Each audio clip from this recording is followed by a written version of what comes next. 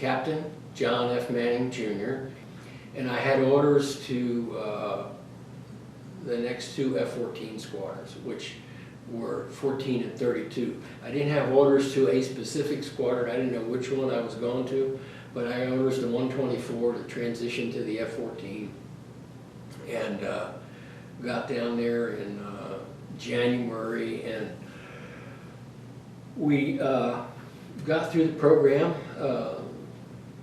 It was a somewhat of a difficult time for the F-14 program because learning how to maintain it and operate it was a challenge, and at the same time I was going through the RAG. They were trying to get VF-1 and 2 ready to deploy on Enterprise, and they were the first two to deploy. And there were various things that had to be done to their airplanes to get them ready, and ultimately we got through the RAG. But the one thing we didn't do when we went through 124 is we didn't CQ. I found out halfway through I was going to go to VF-14, and the plan was that we were going to CQ ourselves back on the East Coast. And when I first got there, a couple of months before I got there, the Bureau told me that we were going to stay in San Diego for the first deployment, and which would be about a 2-year stay in San Diego. So I bought a house, and unfortunately I left 7 months or 8 months later and went back to Oceana. And once we got back to Oceana, and I don't remember exactly how quick, but eventually we ended up CQing ourselves on the John F. Kennedy, both day and night, and it worked out okay. I mean, it was a little bit unusual, but that worked out fine. And then we spent the normal training cycles there and went to see in and out on the John F. Kennedy, and which was a nice ship compared to Franklin Roosevelt. It's much bigger and much newer then. And Kennedy always had a good reputation as a good operating ship, and so it worked fine. And then we ended up deploying in, I have to think the exact date, but we ended up going to the Med and deploying, and at the time I was the squadron, I think I was the safety officer, and then I became the assistant maintenance officer, but on deployment. And again, we had pretty good exercises with various nations and detachments and the normal training stuff, and then we ended up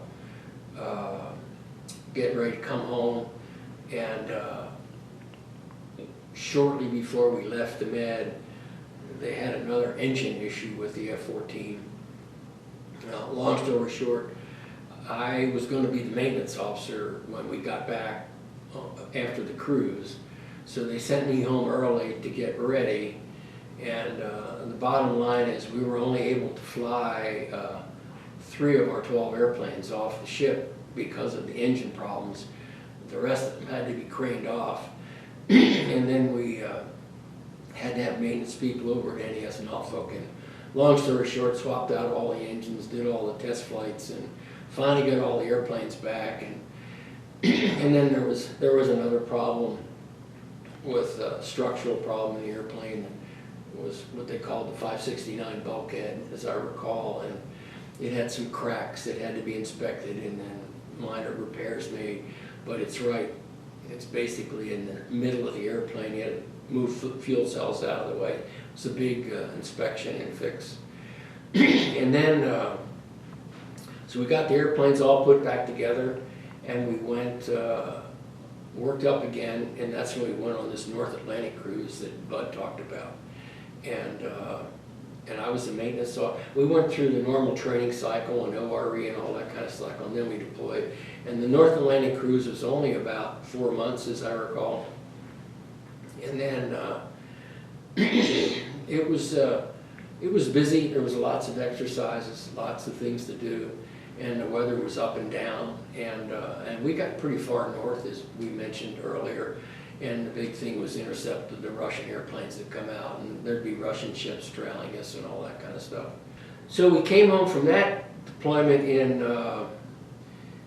it was right around probably October of '76, and I, in the meantime, I had been selected for Navy Test Pilot School.